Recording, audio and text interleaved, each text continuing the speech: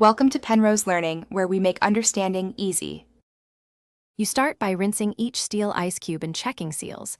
This removes residues and ensures proper contact. Once done, stand them upright in the freezer for a minimum of 4 hours, preferably overnight, because the metal needs time to reach uniform cold. You should also pre-chill the glass or bottle, making that small investment cuts cooling time and prevents rapid temperature shock. Make sure to avoid stacking cubes tightly so cold air circulates, which improves final chill performance.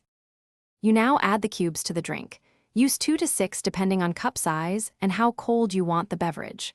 Once added, give a gentle stir for about 10 to 15 seconds so the metal transfers cold evenly across the liquid. You're prioritizing conduction over dilution.